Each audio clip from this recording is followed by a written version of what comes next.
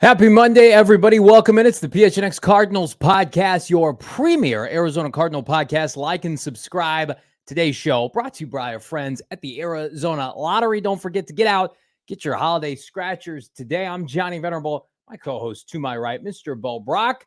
Question on everybody's mind today, Bo. What's the state of the Arizona Cardinals wide receiving core that, objectively or not, did not show up on Sunday against the San Francisco 49ers? We're going to talk about all that and more. We're going to talk about draft standings. We're going to talk a little Trey McBride. A lot on the docket, Bo, as this team faces, I think, a very critical 3-game stretch to end the season.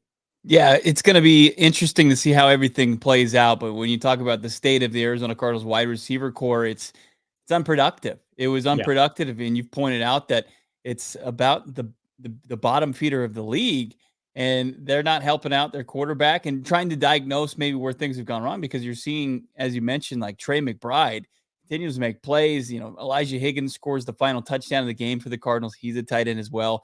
I mean, it seemed like everything was going to the backs and tight ends, and definitely going to have to look more at maybe like the all-22 and see if there are opportunities that are being missed. But, you know, it's never been an issue in the past as far as Kyler Murray finding his wide receivers in the passing game. Yeah. So I reached out to a source before the show and just basically asked, like, are we missing something here? Is it bigger than we're making it out to be? And the answer I got back was, privately, it's not ideal. Like, I don't want to say that they're frustrated, but I think that there was a thought process with how efficiently they run the football. There were going to be deep shots, opportunities that haven't come to fruition, is kind of what I was told before the show. Now, part of that has been penalties. Part of that, like Rondale Moore, there's been some drops involved, but they expected their passing game, which was solid with Dobbs to start the year, then plateaued. They thought it would get a kick in the arse when K1 has come back. And I didn't see the comments that I was told before the show as an indictment on Kyler Murray. Just the cohesiveness of the passing game, it has been broken for most of this year. Like, I think even they would tell you privately, we underestimated the Herculean effort that it was going to take. Multiple quarterbacks, young receivers, veteran receivers being banged up. Like, you mix all that in a big pot, this is what you get. We've got some sobering statistics we're going to talk about here a little bit later in the show. But at the end of the day, it just comes to the fact that, and I said this on the postgame yesterday, Bo, I just feel like this is it for this year. Like, it's not going to miraculously get better over the next 3 games. They play, 2 really quality defensive teams in Philadelphia mixed in. I just feel like you need an entire offseason with K1 and some new receivers in the fold probably to remedy this ahead of next August, next September. Yeah, and they're going to have to get up to speed quickly, right? Because I think a lot of people are, have been patient as far as the development of their quarterback through the injury, through learning a new system. They're going to want to see him catch up with, basically a revamped wide receiver staff. But, it's when you talk about this is it, like the final 3 games of this season where you've got Chicago this week, and they've been playing a lot better defensively since the addition of Montez Sweat, and then Philadelphia, of course, and they've been struggling defensively since the departure of Jonathan Gannon. Hell, they got Matt Patricia in there now, I think, calling plays for them on the defensive side. Sean Desai has been demoted. And then, we don't really know what the wild card in the regular season finale against Seattle is going to look like. But when you say that, do you mean like we're going to probably get like a splash play potentially here and there, but nobody's going to, like, what I feel is like nobody's can consistently, put up a bunch of targets and catches in a game and consistently the final stretch of the season?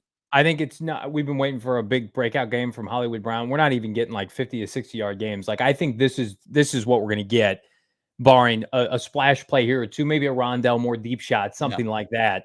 Trey McBride is the primary pass catcher. We're going to talk about Trey later in the show, but I mean, like, this offense right now is a run first, run second, run third offense with Kyler Murray playmaking mixed in. Like, they have no juice, cachet, whatever you want to call it, receiver. Michael Wilson's hit a rookie wall where you start to question, how does he factor into the equation? Is he a starter in 2024?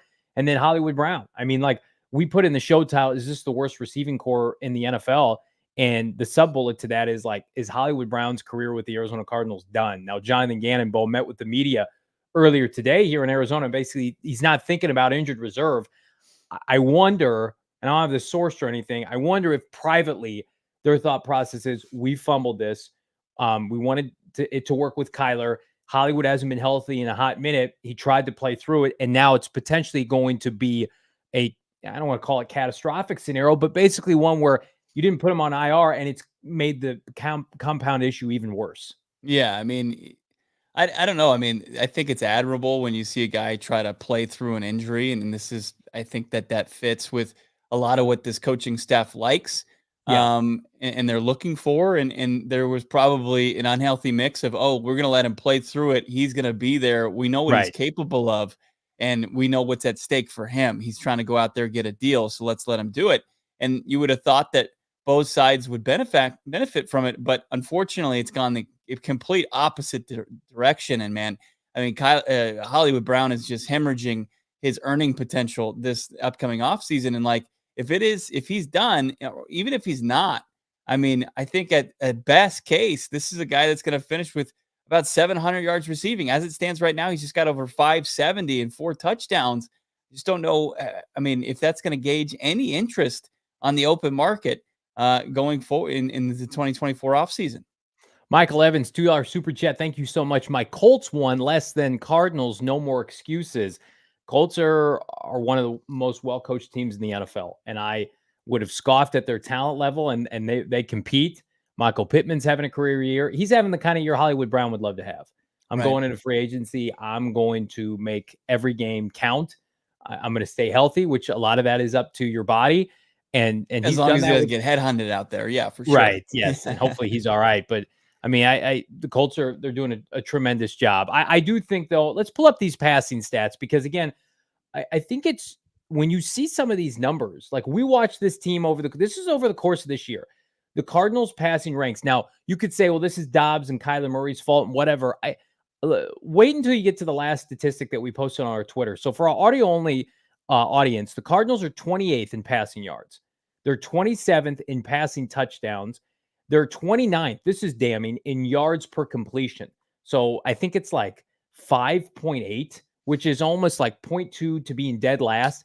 These teams that they're associated with, the Jets, the Giants, right? The Panthers, and then the Cardinals. That's the group that they're in. And then I think the most damning figure that we have on this graphic is, okay, you could factor all this in. Oh, this is a quarterback problem. The average yardage per game that they're getting, not from a single wide receiver, but from their entire flipping wide receiving core, is just over 100 yards per game. That's in conjunction with, okay, every time that Hollywood Brown and Michael Wilson and Zach Pascal and Rondell Moore and company, every time that they suit up the wide receiving core, you're going to get 102 yards. I mean, that is laughably bad. That tells me at the end of the day, and I know injuries play a factor, you got to start from scratch with this group, because what you're doing right now, it is broken. And I've been on Drew Petzing, Bo. I've been critical of him. If Drew Petzing can scheme up a run game like the Cardinals have right now, I tend to think he can scheme up a pass game. If he can scheme up and allow, Trey McBride to be, I think, a Pro Bowl tight end this year, he can scheme up a passing game. 2 out of the 3, I'm giving the benefit of the doubt to Drew. The offensive line has looked better than expected. I'm putting most of this on the receiving group, the receiving core. Am I wrong?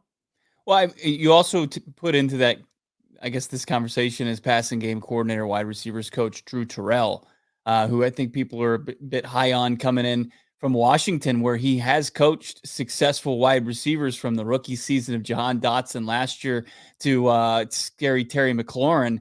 Yeah. Entire way. He's been able to get production from his group that you're not seeing now. And I think obviously good players elevate good coaches, or just elevate coaches. And I just don't think we're seeing anybody elevate anybody as far as, whether it's the coaching staff or the wide receiver core. It's been bad. And is encouraged. It's at some points we were from Joshua Dobbs. Like, what was his ceiling for passing yards? Like, he never lit up the box score. 220, 250, right? and it got worse. Like, I know that I see some people in the chat saying Dobbs did better than Kyler. That I felt like that was early in the first quarter of the season when Michael Wilson was healthy and Hollywood Brown. Remember the Seattle game? Remember the Baltimore game? Certainly the Browns game with Clayton Tune. The passing game was broken long before Kyler Murray showed up and started playing football games, Bo. Yeah, but it with some outlying performances and outlying plays, like I remember the one 69-yard for Michael Wilson and the Yeah. plays that Hollywood Brown was making earlier on. And now it feels like those were the outliers, right? Those were the exceptions to the 2023 season. So for the most part, this has been a dormant group that just hasn't produced. So I'm looking back on their schedule. Against the Rams, Dobbs threw for about 235, no passing touchdowns. That was back on October 15th. What about the Cincinnati Bengals game? Dobbs 166 that day through the air. How about before that against the 49ers? I'm going to tell you, this is probably the last quality outing. Dobbs was 28 for 41, 265, 2 touchdowns. They have not had a 300-yard passer all year. They have not had a quarterback throw for 3 touchdowns all year. And again, like, I put some of that on the coaching staff, Kyler Murray, Joshua Dobbs. But man, I feel like what you watched Sunday was one of the most damning performances by a receiving core in recent memory. And maybe we've been spoiled. This receiving core historically, outside of like outlier years, 2018 has been great. Larry Fitzgerald, Anquan Bolden, Steve Preston, of course, DeAndre Hopkins, Christian Kirk mixed in. They've always had a couple really good players. What I watched Sunday was echoed by our friends at Pro Football Focus. The 4 lowest ranked players for the Cardinals offensively all played wide receivers. All played wide receiver yesterday for the Arizona Cardinals. Now, Kyler Murray was the 5th lowest. So you could say, well, Kyler he deserves blame. I'm not going to sit here and say that he played his best game yesterday. But man, it's just, I'm not watching that show and thinking, or that game and thinking, there's people open left and right. It looks great. He's missing deep shots left and right. To me, it's just, you got to chalk it up to it's not fixable completely this season. You do what you can. You try to win in Chicago this weekend like you won in Pittsburgh. You're a running team. Continue to embrace that. You've got a stud tight end, and you use Kyler Murray's mobility. Win a game or two more like that this year, and then start from scratch. Start from scratch with new pieces and Kyler Murray fully healthy this offseason to jumpstart this passing game, because there's really nowhere to go but up. Right. Exactly. But how much better can you get, though, in an offseason? And that's going to be on the shoulders of Monty Austinfort. And I hate to say it, though, the organization that he left is probably, outside of their addition of DeAndre Hopkins this offseason, they haven't been blessed with great wide receivers. He's got to break that stigma, doesn't he? Yeah. They let go of a really, really good one in AJ Brown to the Philadelphia Eagles, but he comes from the Tennessee Titans organization, and they have just been on a downward trend at that position. They've been able to kind of supplement a little bit with the addition of DeAndre Hopkins, who's proven that he's got a lot left in the tank. But outside of that, like, they still haven't drafted anybody. Treylon Burks hasn't been too impressive. So yeah, it's certainly going to have to be revamped. I was taking a look at these receiving grades that you mentioned, Pascal, Michael Wilson, Rondell Moore, 7, 8, 9 of 10 potential receivers. And Mari Dermacado, your undrafted rookie free agent running back, was your lowest just receiving grade at 34.7. And we take those with a grain of salt, but I think that kind of tells you a little bit of where the issues were. Like, they're seeing these guys not be able to find open space, and win routes one-on-one against it. And let's give them credit where it's due, a very talented San Francisco 49ers defensive secondary. Alex, 499 Super Chat. Crazy to think we thought this was one of our better position groups to start the season. We absolutely did. I remember Bo and I did a show after the draft, and we were touting, like, they still had D-Hop at the time. And it's like, oh, they're just going to roll with this? They're flipping loaded at this skilled group. They got everybody. And then slowly but surely it's been watered down to this. Thank you for that Super Chat, Alex. Easton, 499.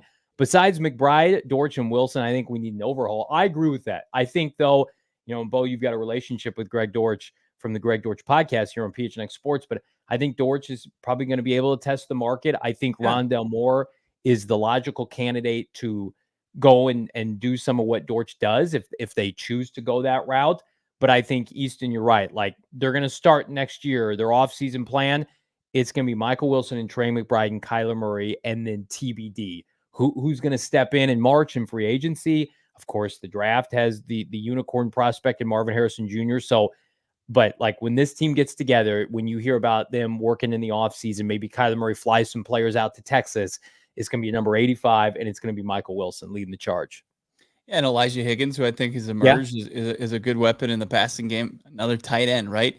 But yeah, they're going to have an opportunity, and it's going to be one of those things where we're going to be pretty excited about it because of the amount of cap space that they have, and also, what they have in draft capital. But if there isn't a sense of urgency, I get concerned about, what people are going to start to feel about this general manager. Is he going to do enough? Like, I think within the first couple days of NFL free agency, that you have to be tied to some of the whoever becomes available, and that's going to be the biggest question. Like, that we can talk about T. Higgins and Michael Pittman Jr. And Calvin Ridley till we're blue in the face. It's going to come down to their current organizations and how badly they want to keep them. If you look around the league, it's become one of those positions that it's been sometimes tough to draft and develop. Sometimes these wide receivers, or to just find consistency group, throughout a couple seasons in a row here. So I do hope that Monty Ossenfort moves with a sense of urgency in this. Really, like, there's some talent in it, but there's not a lot of it in the wide receiver market. And then, as people have pointed out, like, maybe you could pry away a scary Terry McLaurin from Washington and utilize some of your draft capital that way. General consensus in the chat: we need bigger receivers. Brian, Ian, we need bigger bodies, plain and simple. Free matter for the blind. It's clear to me K1 prefers taller receivers over his football career. That's 100% correct. Like, again, outside of what he did with Hollywood Brown in the Big 12, where, let's face it, a lot of people are open because, you've got one step above you and I playing safety sometimes, not all the time, but I mean, guys are running wild out there. Hollywood Brown would have like 30 yard separation for Oklahoma. Who's he had success with? CeeDee Lamb, big body receiver. As a rookie, had a lot of success with a guy named Farrell Cooper, who was over 6 foot. Christian Kirk was, 5'10", 5'11", but miscast outside, should have been playing slot. And then Zach Ertz, AJ Green, DeAndre Hopkins, now Trey McBride. I mean, it's pretty obvious. The passing game has never clicked with Rondale Moore, some of these smaller, receivers, Hollywood Brown, since he's gotten here. So I think the franchise would be naive if they didn't recognize that. I'm sure they have. A lot of questions left to be answered. Here's a question that I can answer for everybody. Do you need to participate in the Arizona Lottery to have fun this Christmas? No, but it's going to make things a hell of a lot better. Hello to Holiday Scratchers, folks. Holiday Scratchers from Arizona Lottery make the best last-minute shopping made easy. It's the perfect gift.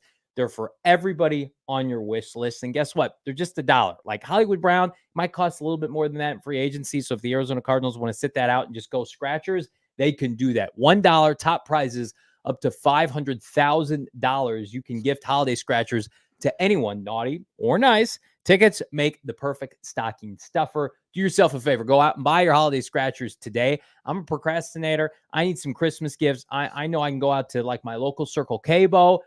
I can get them, or I can go to ArizonaLottery.com. Now, I do remind everybody, you got to be 21 years or older to participate.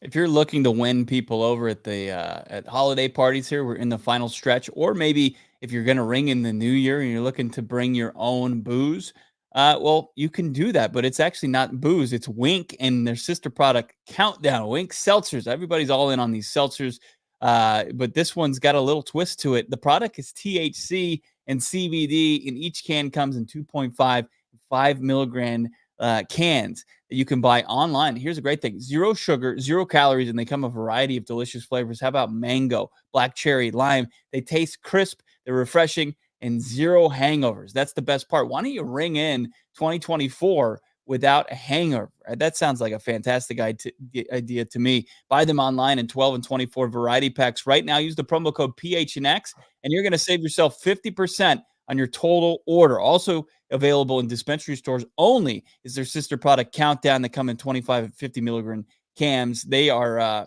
recreational sales, and you only need to be 21 to buy these at local dispensaries. Right now, you can get 50% off, though, for our friends over at drinkwink.com and try the newest craze as far as seltzers go. Wink and their sister product, Countdown. But go to drinkwink.com, DRINK. WYNK.com, and use that promo code 50% off, or PHNX, to get 50% off your total order. Do us a favor. Let's get this video to 200 likes here on a holiday week. Everybody is crushing it in the chat. Victor saying Kyler has had one of the most accurate deep balls. It's not him. I think you'd love to be able to get a receiver, big body receiver, to help Kyler Murray with that 50-50 ball.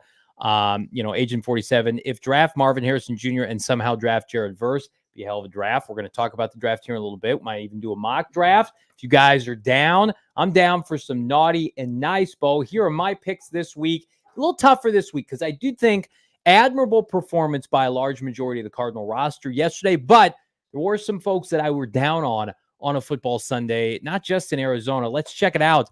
Mr. Damon Dog, naughty and nice. Of course, naughty. Receiving core, bad receiving core, not good. Needs a revamping. We've talked about that. Garrett Williams, lowest rated PFF player, and again, probably had his worst game since coming back in October. And that's nothing to sneeze about. He's trying to go against Deebo Samuel, Brandon Ayuk.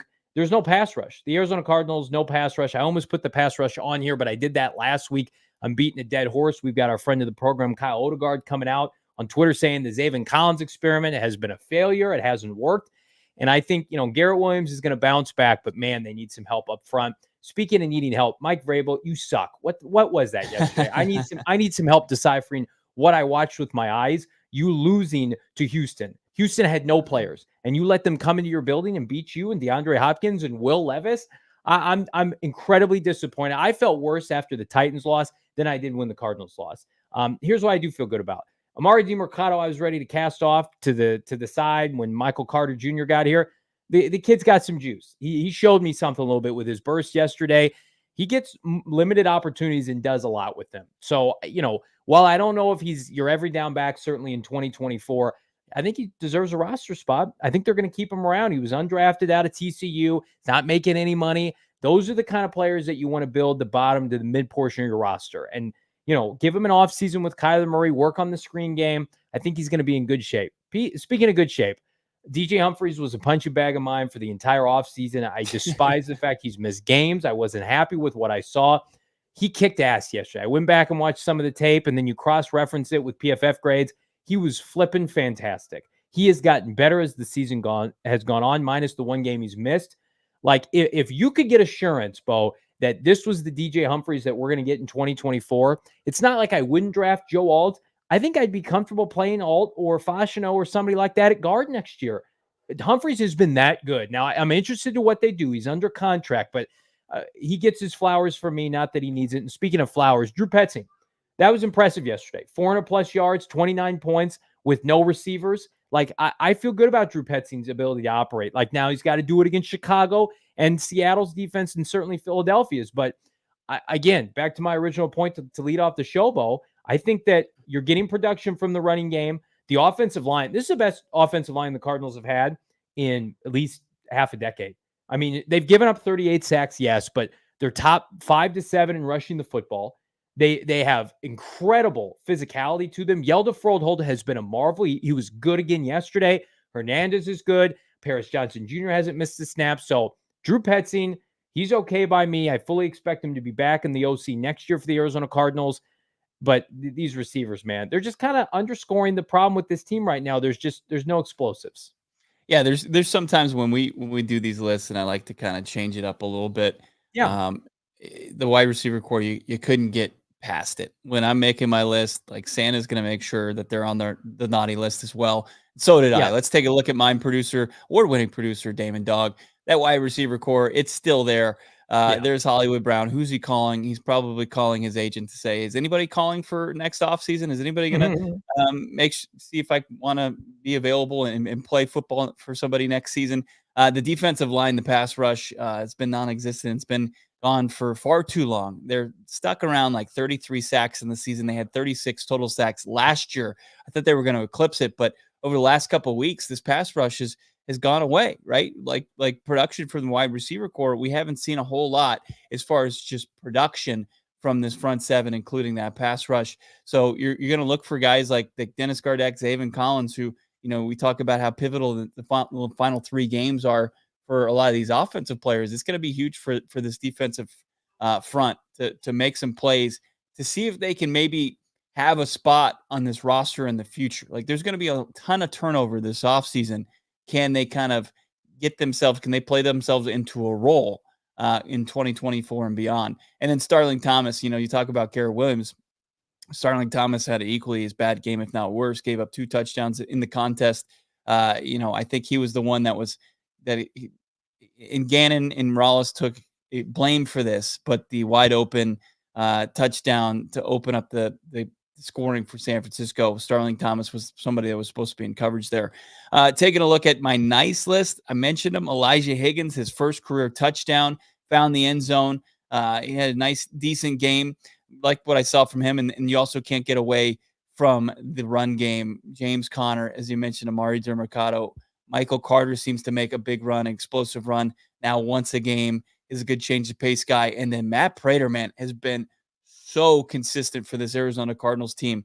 Matt Prater continues to be a weapon for this offense that at points can get stagnant and struggle. But when they can on third and incredibly long, just pick up some yards, they're putting themselves back into Prater range, and they're getting points when necessary. Like usually they're supposed to just punt away, and you have to love what you've seen from Prater, the veteran kicker. I love your options. I put Higgins on it last week. But this is somebody that's going up like this. I wouldn't be surprised if he had 4 or 5 more targets against Chicago. He had 4 receptions on 4 targets yesterday. Like, so many people have asked for this franchise to go to heavy personnel, tight end, and a run game. And I think they've done that this year, maybe more than they would like out of necessity, but like they can do it. And then I really do think, like, Gannon and McBride and Kyler talked about this yesterday post-game. They said they're close. I believe that. I do think that they're close. I think if you add 1.5 to 2 receivers to this group that can at least operate on an above average level, this is an offense that's going to explode next year. But you just now, go ahead.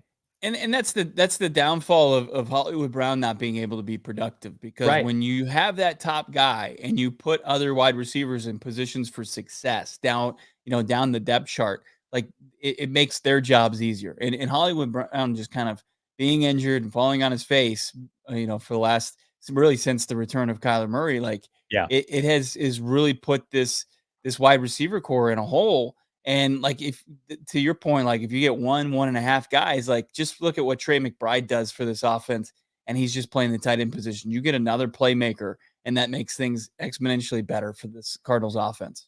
They beat Houston. I would think probably by comfortable margins, right? They're not going to win yesterday, but I do think you're getting much better results in some of these closer games. Their margin for error is just so small, and I think it really limits what they're able to do in the red zone. Like, people are waiting for Kyler Murray, the big robust passing game. I thought it was going to come already.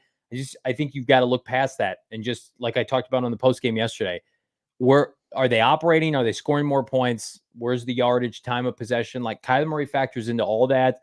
Ran for almost 50 yards yesterday. This is just a unit that I did not expect naively to plummet this fast into irrelevancy. We're not irrelevant. Like this video, you guys are crushing it in the chat as always. I saw somebody talking about Trey McBride needs to be on the nice list. He's indefinitely ingratiated on the nice list here at PHNX Cardinals, so much so that I saw this tweet earlier today. Somebody sent it to me, and it just kind of puts into perspective the historic run that McBride is having right now, because I think it's chic to say, oh, he's great, he's doing X, Y, and Z. This is from Adam Leviton on Twitter. I think he writes for one of the fantasy football magazines. He's a good follow. Check him out. He goes, Zach Ertz went down in week 7, not week 1, not week 3, not week 5, week 7. Since then, he refers him as Trey Gronkowski, basically a knock on, or not a knock, a comparison to Rob Gronkowski. He says Trey McBride has played in 7 games. His pace over 17, if you expedite that, 123 catches, 1,316 yards, 5 touchdowns. Now, again, I think you put an asterisk on that for the reason we're discussing. He is the only option in the passing game right now. So, of course, those numbers are going to be somewhat inflated. But I do think there's legitimacy to this is somebody, if he stays healthy with Kyler Murray, is a 1,000-yard receiver most years. He has that big playability. It just looks different. I think Sam Laporta is a really nice player. I don't know if he's as physical as Trey McBride. I think he benefits from a loaded offensive weaponry. I think that's why he has more touchdowns with Detroit. I think you turn on the tape when a defense knows that they only have to stop one player on your team, and they can't do it. San Francisco, Pittsburgh, elite defensive teams can't do it. That put everything else aside and say that's a big time player. Yeah, the Cardinals haven't had a whole lot of those, and I know they're not getting the wins on the field, and you would trade really anything for that. But outside of Kyler Murray and DeAndre Hopkins, and before that, David Johnson, there haven't been a whole lot of fantasy darlings. And I'll turn No. on fantasy football radio, and I'll hear people just gushing over Trey McBride, like he's winning people, putting them in a position to win their league potentially. Like Yeah. they've never had that at the tight end position. It's Never. unbelievable. Trey Gronkowski. I mean, that's about as nice as you can get to pretty much compare Trey McBride, the McBridesmaids crew out there, to Rob Gronkowski, the Gronk. I love to see it. And people may ask me, can we get McBridesmaid T-shirts printed at the merchandise locker? We're trying to do something. I'm going to tell you guys vote with what you want to see. We would love to do something to that effect because I would rep it all day, every day. I'll get a The fanboy McBride or T-shirt. die, or No, yeah, McBridesmaid T-shirt, absolutely. Agent 47, I think this is spot on. It's going to start to be normal for McBride to have a great game every Sunday. Same way it was normal to watch D-Hop perform like he did, Larry Fitzgerald, as Bo mentioned, David Johnson. Like, you just know these are foxhole guys, trenches guys. There's just like, doesn't matter if we're on the road or we're playing the NFC West. Like, I think why this has been so such a quality welcomed addition to this group is like the Cardinals have been pushed around for so long. Who can hang with the best in the NFL? The NFC West, 3 elite head coaches. They've got the San Francisco 49ers. That's an elite roster, a Super Bowl favorite. Trey McBride abused their secondary, just like he abused Mike Tomlin the week before. That should make you feel very good if you're a Cardinal fan, like into next year, like we got a ride or die guy. And then it's not just a play on his name. It's exactly with what it's a guy where if he gets screwed on a faux drop pass call in the end zone, he's going to snatch the ball and get over the end zone, get over the pylon the very next play. That's what the greats do. That's what Larry Fitzgerald would have done. And so kudos to Kyler Murray in particular. Like, I know he threw the pick six. It wasn't a good read. He should have had that ball out sooner. If you're Kyler Murray, who else are you throwing to? I'm living and dying with Trey McBride right now. You would just like better decision making overall, whether he's tucking that but you're right. Like, who else is he going to? There hasn't been anybody that's outside of, Greg Dortch on a big third down in Pittsburgh a couple weeks ago that you've been able to rely upon outside of 85. And I love it. Everybody's saying, they'd rock a McBridenstein from Jack Smith. Alex saying I'd rock a McBride's made shirt all day. Joel saying Trey McBride reminds him, this is a blast from the past, Jeremy Shockey. Is it the arm tats? Is that the arm tats? You'd take a Jeremy Shockey career from Trey McBride? I think he had like a couple 1,000-yard receiving seasons. Like, I want to project this kid to be 1,000 yards, Travis Kelce. But I also know a great thing when I see it. Like, sign me up for a long career of just 800 to 1,200 yards. Like that, hell yeah. Like, and then you just layer, baby. Like, you layer in the offseason. And if you're fortunate to get Marvin Harrison Jr. and you believe in Kyler Murray, like, you have 3 cornerstone blue chip players. And then with the way this team operates, like, they can find a bell cow back to replace James Conner eventually. Like, this is how you become San Francisco. This is how you become a sustainable, successful franchise. That's why, like, we're fired up about Trey McBride on a bad team, a 3-10 team, or 3-11 team now.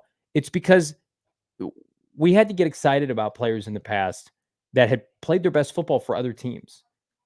Zach Ertz and AJ Green and Rodney Hudson and even DeAndre Hopkins. It's like, this is going to last 1 to 2 year tops. And it did. Mm-hmm. Every one of those instances, those guys had a shelf life. Even David Johnson, because he played running back, lasted 3 or 4 years, not even. Now it's like, okay, this guy's in his early 20s and he's dominating the league in his second year. He's got every opportunity now to be, I think, just a big time player for this franchise into the late 2020s. I'm fired up. Everybody's fired up in the chat talking about they'd rock a Trey McBride t-shirt. How about this question? I'll pose it to you from our guy or gal Nazaire in the chat. Let me ask you a question, Johnny and Bo. Say we address most of the weaknesses in the offseason. What's the expectation now? Are we looking for the Cards to win out the division? What's the timeline like, Bo? Great question. Yeah, it is. It really is. We've talked about it, and what you saw on display yesterday, I think, where the Arizona Cardinals weren't and where the San Francisco 49ers are, that gap, it just seems way too large to get to by next season. And I think San Francisco is going to, they've already started paying some guys. I don't expect too much of a roster turnover. You should expect most of their, veterans to be back on that roster next year, and continue to be an ascending contending team where, I think the Arizona Cardinals, the expectations immediately becomes, can they do like Houston is doing this season, where can they contend for a playoff spot? Can they get to about 8 or 9 games and be a team on the rise? I think that immediately becomes the expectation, because what if you have to endure, what's the difference really between a 3-win team and a 5-win team? Like, I just don't. I think that would be proof that they didn't do their job roster wise, and maybe we saw some things we didn't like from a coaching standpoint, or maybe a quarterback standpoint next year that wasn't getting the job done. So I think that in order for this fan base well-being, they need to be a team that's knocking on the door anywhere between 7 and 9 wins next season. I don't think that's unrealistic. Do me a favor, leave a comment in this video below, your prediction for the win-loss record in 2024. Leave a like. Let's get this to 200. I got a text from somebody close to the situation, and this has been a consistent messaging. They feel like it's going to be playoffs, not or bust next year. They would be immensely disappointed if this organization, this team, this coaching staff was not in the postseason next year. When you look at the dismal dumpster fire NFC South, and they don't play the NFC South, but it's just like Green Bay hanging around, Minnesota with Dobbs hanging around. Like, they're going to be one of those teams, hopefully better. Now, the biggest thing, and I will attest to this, Blaine's put in the playing without your franchise quarterback, you strip the roster down. Okay, everybody got, the preamble. Now it's time for the big show. You need to go at worst like 3-3 in the division next year. I think if you do that, you get to 9 to 10 wins. But I'm going to tell you right now, huge disappointment. Mandate almost Cardinals playoffs 2024, especially. That's why you bring Kyler Murray back. You're not drafting Drake May and Caleb Williams and bringing Kyler Murray back to not make the playoffs with his price tag of $52 million, because I love Kyler Murray. The optics will be this was a failure. If you bring Kyler Murray back and he plays and you're not in the playoffs next year, people are going to say, depending on how things shake out with those top 2 quarterbacks, man, Gannon, you really blew that Austin Ford, because we had an opportunity to reset. You guys went all in, but I think they're going to get in the postseason next year. I think they'll do just enough. It's easy to do this on December 18th of the previous season to project where they're going to be. Chad making a good point here. Got to remember the Niners are already good. The Rams and Seahawks also have this offseason. Should be an upward trajectory, but to win the division would be an uphill battle. No doubt about it. I'm not saying that the division is within reach, but if they can play, if they have more talent on this roster, we've seen how competitive Jonathan Gannon coach teams can be, and they would scratch and claw their way. And if they can get better play, especially from quarterback, the wide receiver position in this offense, it only points to this team, adding more wins to its resume and being knocking on the door of the postseason. But we'll see how this offseason plays out. There's going to be a lot that's going to be determined there. How well they ace free agency and how well they ace this draft with, what is it, anywhere from like 12 to 13 picks. It's unbelievable. Tommy Felix, this common theme that I've seen, rightfully so, pointing this out, fans need to show up next season. This weekend was pathetic with all the 49er fans. You got to win. You got to win. You got to produce a product. They haven't won enough at home. So if you don't want to rep them at State Farm Stadium, rep them with Desert Financial Credit Union, the official credit union of the Arizona Cardinals. For more than 84 years, Desert Financial has been Arizona's largest, most trusted local credit union, dedicated union of the Arizona Cardinals. Absolutely. Tough to beat what they're doing over there. Also tough to beat what's going on with our friends over at Circle K. Did we talk about Circle K yet, Johnny? We have not. We have not talked about Circle K. We haven't, because it's always on my mind. It's right down the street. It's on the corner of down the street from where I live, and it's America's Thirst Shop. It's where I get my gas. It's where I get my coffee. It's where I get my Polar Pops. It's where I get all my snacks, and I'm saving money thanks to the free app and becoming a member of the Inner Circle. Save 25 cents per gallon on your first 5 fill-ups. You're driving around around the valley or wherever you may live. And you're going to be filling up the gas tank quite a bit. Why not save some coin while doing so? Save 3 cents per gallon every day. Get a 6th free of a selection of Circle K products, pizza, coffee, ice cold fountain drinks, free 31 days of Circle K in the Inner Circle app. It's free stuff that you can have. That all you have to do is download Circle K app for free. Terms and conditions apply at participating locations. Visit circlek.com for details.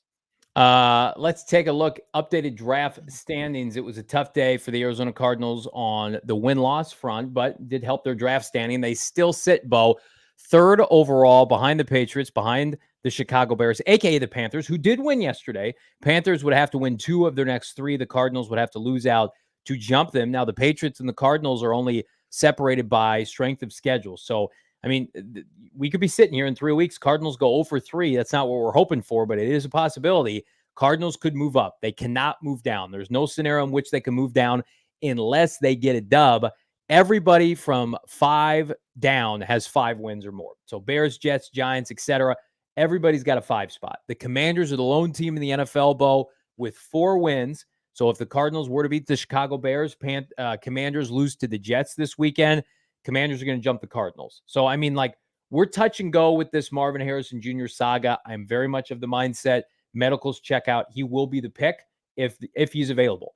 But, I mean, like, we could be sitting here a week from now, Commanders lose, Cardinals win, and looking at the Commanders' schedule, like, this could be the last week of the Marvin Harrison sweepstakes. So it's very interesting. But you look at what took place yesterday, the underlying issues at receiver, the fact that you're 3 weeks away from potentially making this a reality, celebratory week 18 loss potentially for a lot of fans. And it's just like, do they just need to get this done? Are we at the point where it's just like, just get this done, get him here, pair him with Trey McBride, pair him with Kyler Murray. I'm almost at that point, but I want to see them do well in Chicago this weekend. So I'm torn, Bo. Yeah, I mean, I can see a future, right? And this is me kind of looking into reading the tarot cards, like that we can see a future where we're satisfied with some of the consolation prizes at wide receiver in this draft.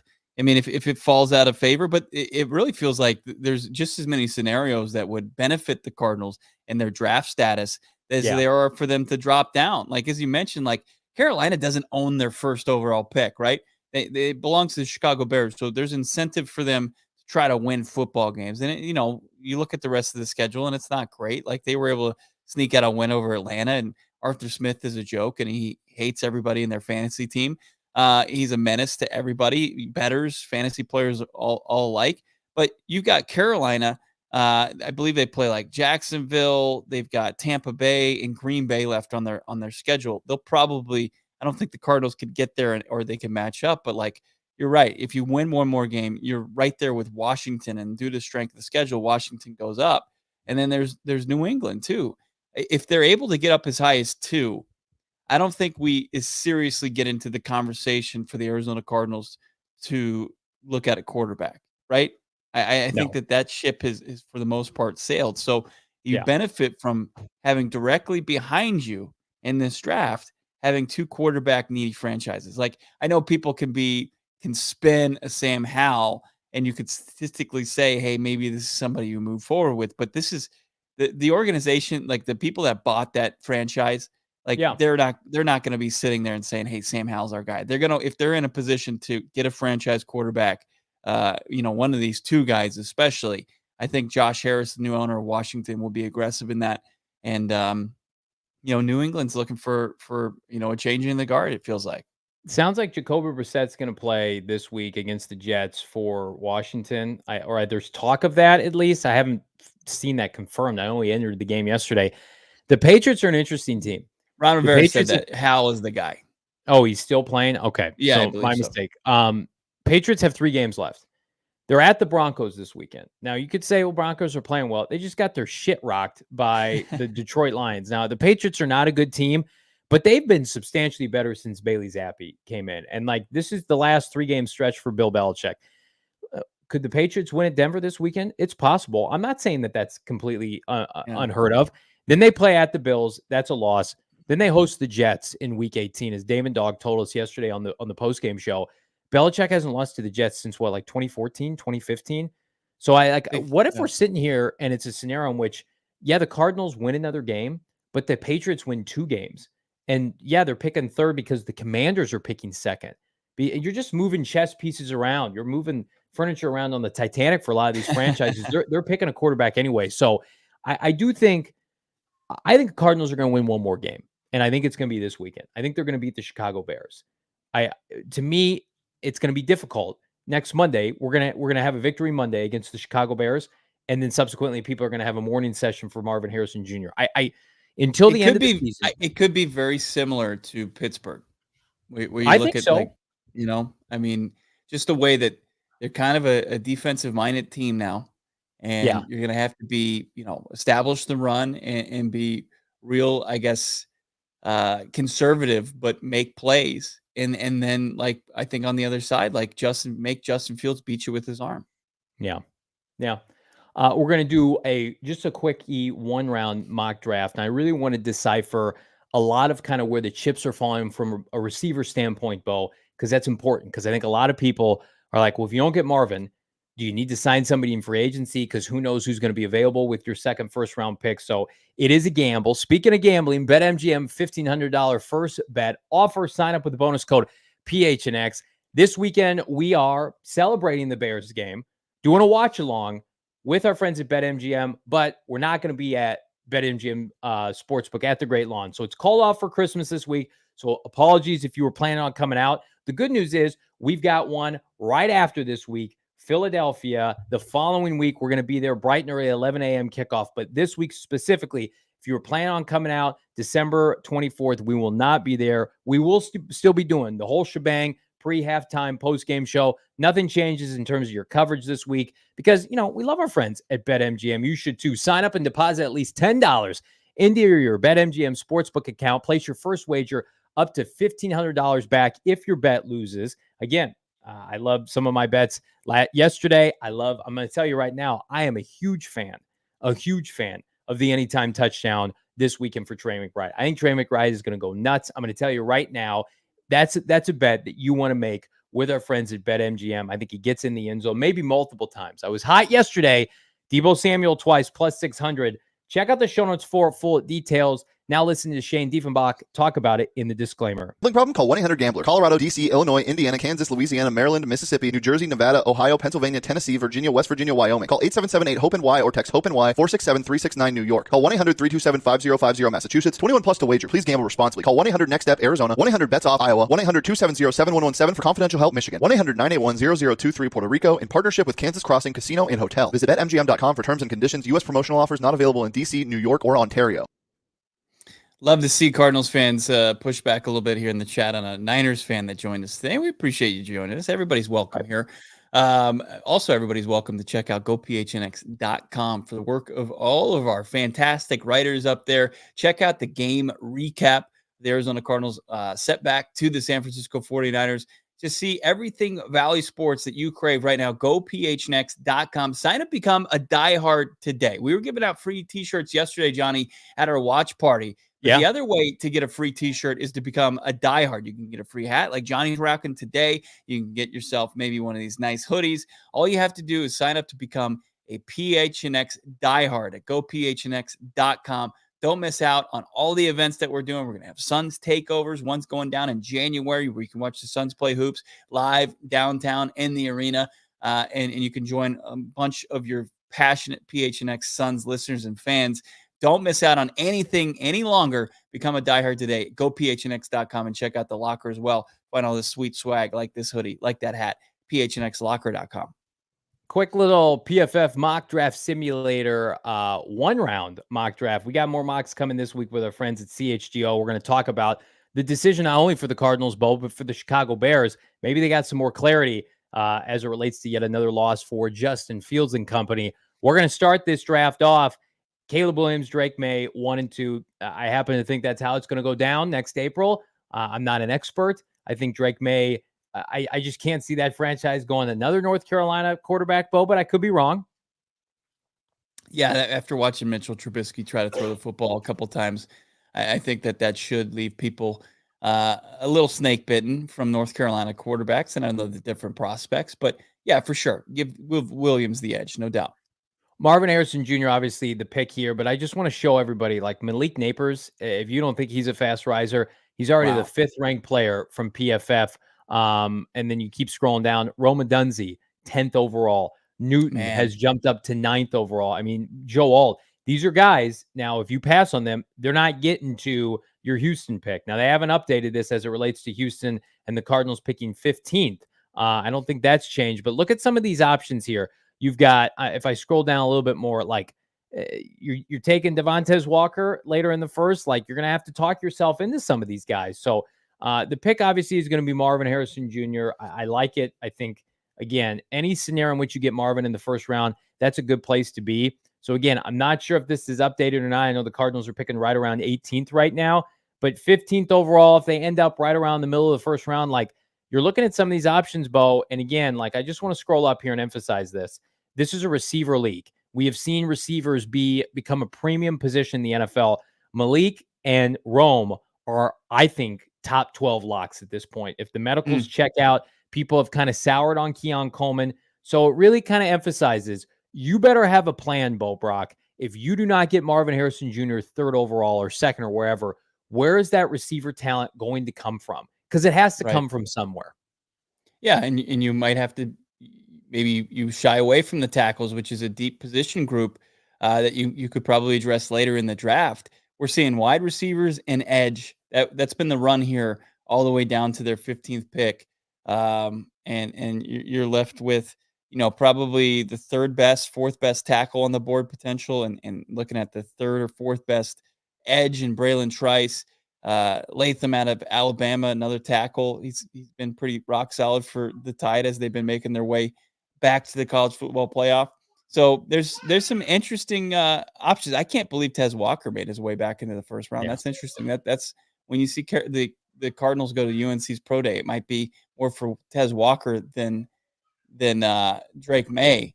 6'2", 200, got on the field and produced. So, but what are we looking at here? Are we looking? I think that you can go tackle, or you can look at the defensive side of the football, and two premium positions stand out: edge and corner. I think, man, it's clear. I watched this front seven get pushed around yesterday. I'm just Trice to me. I don't see the kind of production I that would warrant a top 20 pick, but maybe in PFF, people are smarter than I am. 6'4", 274, not your prototypical stand-up outside linebacker. If Chop Robinson had been there, if Dallas Turner is there, if Jerzon Newton is there, I think that's the pick. Jared Verse. I mean, this is a bloodbath for the Cardinals. I'm going to go JC Latham. I just feel like let's just make a strength even stronger. Let's have the big red O-line. Let's talk about a guy that's only gotten better, that's consistently performed for Nick Saban. He doesn't miss games, doesn't miss snaps. Look at the dominant performance to end the year against Georgia, pushing people around, what their run game looked like. 6'6", 335. I think in this scenario, you'd have to kick Paris Johnson Jr. over to left tackle. Latham then is your right tackle. In this scenario, Bo Brock, you're basically telling Kyler Murray, we are here to support you. We believe that you can be a franchise quarterback, an MVP caliber quarterback in 2024. Here are two big pieces to the puzzle that can get you from C+, B- in 2023 back to an A. And coincidentally enough, that's what PFF is giving our grade right now for the mock draft. If Madi Osford comes out with passing grades like that, which I think he's fully capable of doing, you immediately add two starting caliber players at two spots that are going to be huge for the future of this organization, playing in a tight NFC West. The only person and this would certainly be a reach, is looking at the was it Armstead from Alabama, the corner, and that would have been a reach from where the Cardinals were picking at that point. Arnold, he ended up going Arnold. 25th. Again, like I think we're seeing now, and the combine's going to dictate a lot of this, of course, draft interviews and pro days, but this feels like, compared to last year where things were so fluid, is anybody going to, dethrone Newton as the top defensive tackle? Dallas Turner's going to put on a performance in the college football playoff. Latu had like 15 sacks. Dunzy and Napers and Harrison Jr. are clear. Nobody could cover them in college football. It feels like 2021. Outside of the quarterbacks, you put them aside, and it's like Micah Parsons and Jamar Chase and Penei Sewell. It's just like boom, boom, boom, boom, boom. Blue chippers, Hall of Famers. That's what this draft feels like. And I know I'm emphasizing this because the Cardinals have two picks. You and I sat last year in Indianapolis, and we were told by many, many people, 2023 is fine. It's meat and potatoes. It's C+, B- draft. 2024 is A stars, A players, A+ year for Austin Ford and company to have two first rounders, Bo. Yeah. I mean, it's This is a good time to have that. I do like Eddie kind of getting creative and saying, hey, maybe flip that later first round pick for a player like Brian Burns. I'm sure he's just sick Yeah. and tired of what's going on in Carolina. We've talked about But that. I'd be if open to you can that. get somebody, if you can land them and get them controllable under contract, I think that would be that would be a win right there. To get somebody at a position of need, premium position, the edge, and play at such a high level, that would be a monster get for the Arizona Cardinals, no doubt about it. Alex echoing it, 499 super chat. Thank you so much, Alex. Really good player, like with the Houston pick. I think you get creative depending on what happens with pick 3. I think you get creative if you can't get Marvin and you want to go and get a receiver, you can float that out there. What's the number 1 receiver that's available? You could float that pick out there. Stephon Diggs was once acquired for a pick in the 20s. But I'm with you. Brian Burns, to me, like what's going on in Carolina, like it's abandoned ship. It feels like, again, another gut job incoming. Plus, they need resources to supplement offensively to try to salvage Bryce Young's career. Okay, here's a first rounder. Get a tackle, get a guard, get a wide receiver, give us Brian Burns. And then, I laughed at the Bears because the guy was a free agent, but Montez Sweat's been unblockable since they traded for him and they signed him. Like, wouldn't hate some kind of ideal situation with the Cardinals like that. But again, everything is predicated on what happens at pick 3. It's going to dictate everything. Speaking of dictating, I'm going to tell you right now, you'd be hard pressed to find a better casino in Arizona. In fact, you can't, than Gila River Resorts and Casinos. We were there over the course of Sunday's football action yesterday at Wild Horse Pass. Immaculate food, great vibes. I'm talking about the largest Arizona casino sportsbook. You into that? 800 slot machines, 15 blackjack tables. My guy Bo Brack was there for the first time. Had a banner day in our watch party, even with the Cardinals taking it on the chin from San Francisco. And again, check it out for yourself. Head to Gila River Resorts and Casinos and let them show you what next level, I'm talking next level, is all about. You like Top Golf, simulations like that. They've got an immense sporting book experience that you can't find anywhere else. I've been to the Vegas casinos up and down the strip. This is just as good, if not better. You do you. Gila River Resorts and Casinos. Visit playathila.com, Bo, for more details. Tough to beat the experience out there at the Gila River Resort and Casino. Love it. Wild Horse Pass. Nobody does it better in AZ, in the Valley of the Sun, than what they're doing over there at Gila River. Answer the question as far as in the headline, Trey McBride, as far as Pro Bowl tight end. Now, I know what people like. They had Snoop Hunley that made the Pro Bowl with like 2 touchdown passes last year. So, but if we lived in a world where that actually mattered and it's just based on merit, and it's a stacked tight end group this year. I'm looking at just who's leading the league in receiving yards. Kelsey plays in the AFC, so he's not. But you've got Trey, you've got Hawkinson, and you've got Laporta and Kittle ahead of Trey McBride in receiving yards in the NFC. So he's got a couple guys he still has to hurdle. And then you got the kid from the Dallas Cowboys. He's going to get a good amount of votes. Ferguson, although Trey, I think, is infinitely better. I think, again, if he doesn't make a Pro Bowl this year, he's announced to the football world, like, I'm coming for that next tier. When Kelsey hangs it up, when George Kittle, I don't root for this, but continues to break down physically. He's an older player, violent player. I mean, like, Hawkinson's a good player. Who's his quarterback next year? I think you got to feel good about Laporta and what he's done. But again, like, I've watched Laporta play, and I don't want to say he's schemed open. I think Ben Johnson helps Laporta a lot. I think Jamison Williams, I think Amon-Ra St. Brown, I think Jahmyr Gibbs, all those guys, Penei Sewell, they help Laporta a lot. I think Trey McBride is doing a lot of this by himself. I'm sorry. I just do. I think they know he's getting the football. They can't stop him. 10 receptions on 11 targets. So I let the numbers speak for themselves. Let this kid go over 1,000-yard receiving this year. Touchdowns be damned. And I think you could say, like, that's a star player. You have 1,000 yards receiving as a tight end, especially in your second year. You're a flipping star in the NFL.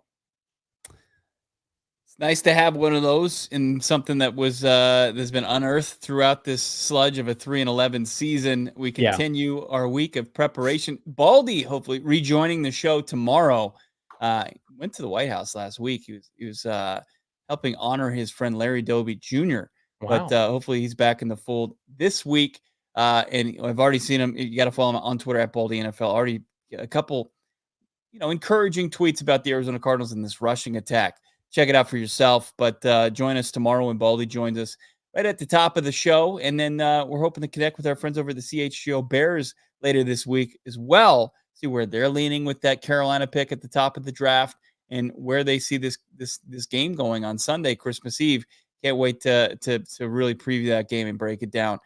For Johnny Venerable, our guy, award-winning producer, Damon Dog, make sure you like this video, you subscribe to this channel, and we'll talk to you on Tuesday on PHNX Cardinals. We all silly like the mayor.